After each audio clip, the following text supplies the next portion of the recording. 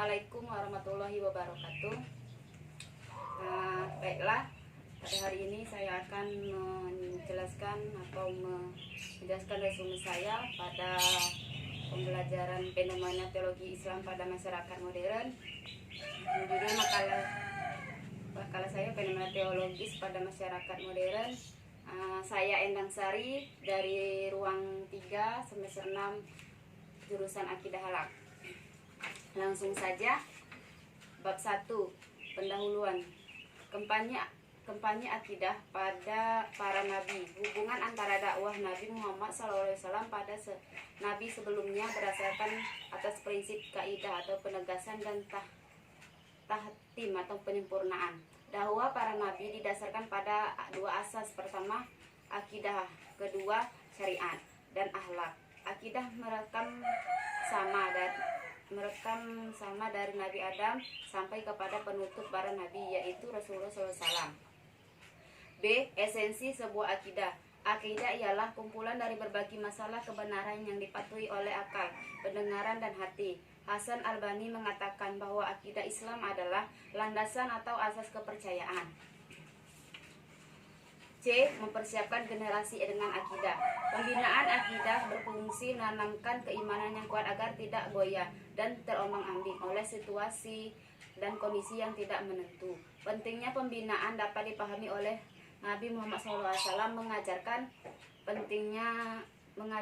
pengikutnya tentang konsep akidah yang sempurna bagi kehidupan, baik yang menyangkut dengan urusan pribadi, dalam hal bermasyarakat dan dengan alam sekitar, maupun yang menyangkut hubungan dengan Allah Subhanahu wa Ta'ala. Bab 2, esensi tauhid dan pemeliharaannya. A. Tauhid, definisi dan kualifikasi. Secara etimologi, tauhid berasal dari kata wahada syai, artinya menjadi satu atau tunggal. Ia merupakan penukaran masdar ataupun dalam terminologi syarah adalah menegaskan Allah Subhanahu wa Ta'ala baik dalam rububiyah, uluhiyah maupun asma dan sifatnya. Tauhid dapat diklasifikasi menjadi 3, yaitu tauhid taubiyah, tauhid uluhiyah, dan tauhid asma wa sifat. Keesaan Allah dalam Islam. Al-Quran dan Sunnah Rasulullah banyak sekali menjelaskan tentang keesaan Allah Subhanahu wa Ta'ala. Penyebab utama adalah masalah ini merupakan hal yang inti dalam ajaran Islam. Menurut M. Quraisy, sihab uraian Al-Quran tentang keesaan Allah menjadi 3 bagian pokok, yaitu kenyataan wujud yang tampak, 2 rasa yang terdapat dalam jiwa manusia, 3 dalil dan logika. C. Merealisasikan tauhid. Agar ia mencakup akar-akar tauhid ini itu dalam hati sanubari seorang manusia perlu dilihat diperhatikan unsur-unsur berikut ini. 1. Ibadah kepada Allah Subhanahu wa Ta'ala. 2. Kufur kepada segala tauhid dan berlapas dari orang yang menyembahnya atau memberikan wala mereka kepadanya. 3. Membagi diri syirik dengan segala warna dan tingkatannya, serta menutup celah-celah yang menunjukkan kepadanya. D. Hambatan merealisasikan tauhid, yaitu ada hambatan eksternal dan hambatan internal. Kalau hambatan eksternal yaitu tidak mengakui adanya Tuhan. 2. Mengakui adanya Tuhan tetapi tidak mengakui adanya kitab suci dan nabi, atau dengan kata lain tidak mau beragama. 3. Mengakui adanya Tuhan dan beragama. Sedangkan internal itu ada 1. Metode dakwah yang tidak tepat. 2. Formalisasi ajaran syirik yang dilakukan oleh sejumlah orang tertentu yang mengakui dirinya seperti ajaran Islam dan punya otoritas untuk mengesahkan diberlakukan kepercayaan syirik di tengah-tengah masyarakat muslim. 4. Penghormatan yang berlebihan kepada guru atau tokoh agama. Bab 3, aspek psikologi keimanan kepada yang gaib. A. Sekilas tentang alam gaib. 1. Pengertian dan kualifikasinya. Gaib secara lugawi berasal dari kata gahabaya gahibu goiban yang bermakna istara atau tersembunyi. Istara al-syamsya artinya matahari tidak terlihat dalam pandangan mata. Gibah terbagi menjadi 2, yaitu gibah mutlak dan gibah muqayyada. Gibah mutlak yaitu alam gaib yang hanya diketahui oleh Allah saja, sedangkan gibah muqayyada yaitu alam gaib yang diketahui sebagai lainnya yang tidak. Sebagainya dia tahu dan sebagainya dia tidak tahu. 2. Wahyu sebagai sarana mengenal alam gaib. Secara umum untuk mengetahui mengetahui yang gaib itu ada 3 cara, yaitu Allah SWT menyampaikan langsung kepada seorang baik melalui inspirasi, mimpi maupun melalui transisi misi lainnya. Tidak ada interpretasi manusia di dalamnya. 2. Wahyu kepada seorang nabi yang disampaikan. Ia dapat mendengarnya tanpa mengetahui bentuk sumber suara aslinya. 3. Allah SWT memilih di antara manusia untuk menerima risalahnya melalui malaikat untuk disampaikan kepada manusia. Hal-hal gaib yang wajib diimani. 1. Keyakinan tentang keesaan Allah sebagai fitrah manusia. 2. Iman kepada malaikat, iman kepada kitab, iman kepada nabi dan rasul, iman percaya kepada hari akhir dan kodo dan qadar. B. Aspek psikologi kepercayaan kepada yang gaib. Dengan konsep iman di atas kepada yang gaib, maka memberikan pengaruh dalam kehidupan diantaranya merasakan kamal, kesempurnaan dalam hidup. 2. Membimbing manusia kepada kebahagiaan. 3. Menjadi konselor atau supervisor dalam seperti aktivitas dan aspek yang dilakukannya. Terus penyakit menafikan tauhid. A. Tema syirik dalam Al-Quran. Al-syirik merupakan nafas yang banyak sekali disebut dalam Al-Quran. Hal ini menunjukkan betapa besarnya perhatian Al-Quran dalam membahas masalah ini. Karena syirik atau bentuk kekufuran kepada Allah SWT merupakan tonim dari Al-Tauhid. Tauhid merupakan kunci untuk mencapai kebahagiaan dunia dan akhirat. Sebaliknya, syirik merupakan fondasi keimanan seorang muslim dan keselamatan dalam kehidupan dunia akhirat. Al-syirik dapat mengetahui sikap dan kepribadian manusia, baik dari keyakinan, tingkah laku, perbuatan, dan juga memberikan dampak dalam kehidupan bermasyarakat. Sedangkan pengertian syirik secara etimologi. Syirik dalam bahasa Arab merupakan isim masdar dari kata asyaraka yasruku yasyirik. Misalnya asyirik billahi artinya menjadikan sekutu bagi Allah, atau dari kata yasirika secara internal asyirika berarti bagian. Sedangkan secara terminologi, syirik adalah mewujudkan sesuatu sebagian tindakan bagi Allah, baik dalam uluhiyah maupun asma dan sifat. Syirik adalah sesuatu yang membatalkan tauhid apa saja yang disebut dalam nasab. Jenis-jenis syirik yaitu ada syirik al-syirik akbar dan al-syirik aksor. Gambaran Al-Quran tentang syirik. A. Jenis-jenis pengungkapan syirik dalam Al-Quran itu ada beberapa, yaitu 1. Menjadikan Tuhan selain Allah. 2. Beribadah kepada selain Allah. 3. Menjadikan pelindung dan penolong selain Allah. 4. Bangga dan penyebutan nama-nama Tuhan selain Allah. Sedangkan B. Pandangan Al-Quran mengenai perilaku masyarakat yang menjuruskan kepada syirik. 1. Istigmat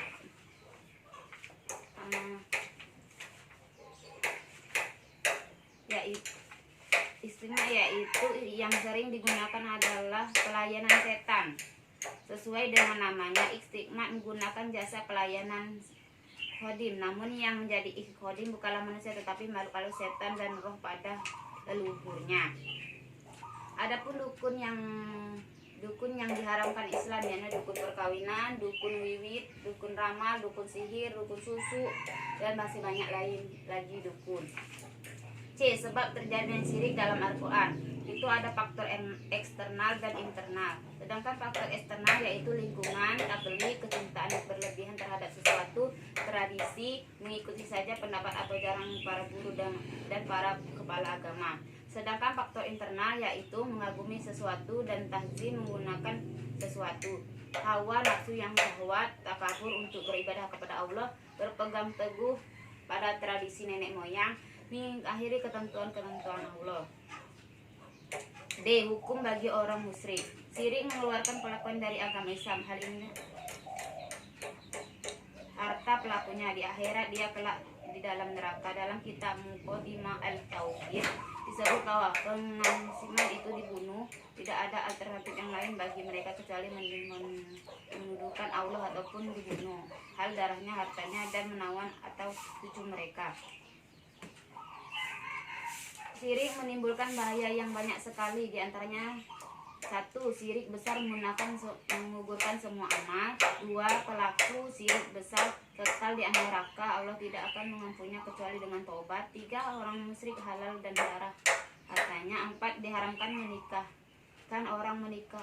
menikahi orang syirik. 5. Orang musyrik telah melakukan dosa paling besar, perbuatan zalim. Al-Quran dalam mengenal syirik. Al-Quran datang membawa penawaran penyakit tersebut sebagai berikut. Al-Quran memerintahkan kepada orang tua agar mendidik anaknya menjauhi syirik. B. Dibolehkan tidak menaati orang tua apabila memerintahkan anaknya untuk mensyirikan Allah. C. Senantiasa menggunakan Allah SWT. Bab 6.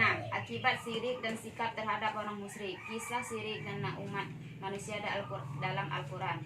Ini ada kisah dari Nabi Nuh alaihissalam. Nuh mengajak kaumnya untuk menyembah Allah saja, namun kaumnya sentiasa memutuskannya mementasarnya dan nasihat Nabi Nuh. Mereka berkata bahwa jika Allah menghendaki akan mengutus malaikat sebagai rasul untuk kaum tersebut.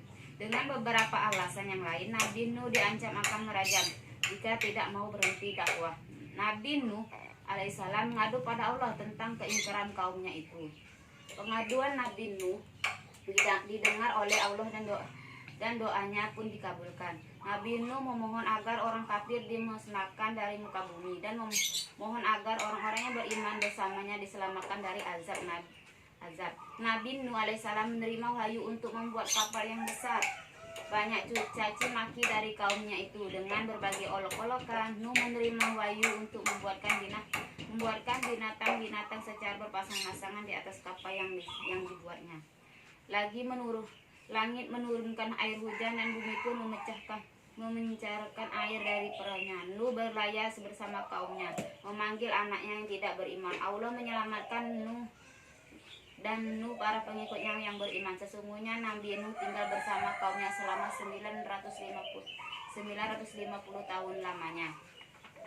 B. Dampak syirik dalam kehidupan manusia. Syirik memiliki banyak dampak buruk dan berbahaya, baik dalam kehidupan pribadi maupun masyarakat. Di antaranya penghinaan martabat manusia, serangan kufara dan kezaliman besar. C. Dampak kemusyrikan di akhirat. 1. Mematikan cahaya fitrah. 2. Syirik mematikan naluri jiwa manusia. 3. Sangat menguasai orang beriman. 4. Tidak boleh kawin dengan orang musyrik. B. Sikap terhadap orang musyrik. Interaksi sosial dengan orang-orang musyrik. B. Jihad terhadap orang-orang musyrik. Bab 7. Penutup. Kesimpulan.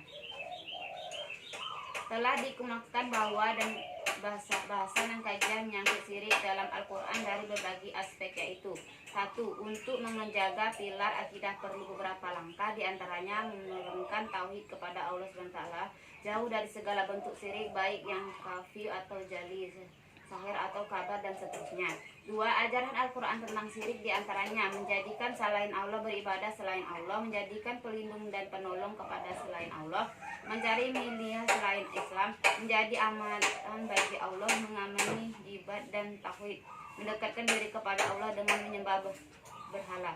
Perilaku masyarakat yang mengurus kepada syirikan yaitu istiqmal, alat tajam sebagai penangkal kuntilanak, penangkal penyakit dengan gelang-gelang, pengaruh buruk pada mental dengan berpandangan makanan daging binatang, mendapat keselamatan dengan memuji dewa, menggapai tujuan melalui perdukunan, mendapat kekuatan hibah dengan mantra, mendudukan sesuatu dengan sihir, mendapatkan kekuatan dengan rambut pemikat, menyembuhan dengan tipuan mujarab. 3. Al-Quran melarang syirik karena ia merupakan pengkhianatan martabat manusia, serangan kufarat, kezaliman besar, sumber segala kecemasan, melantarkan sisi positif manusia dan kekal di dalam neraka hari di akhir kelak. Mungkin itu saja makalah saya pada hari ini. Lebih dan kurang saya mohon maaf. Wassalamualaikum warahmatullahi wabarakatuh.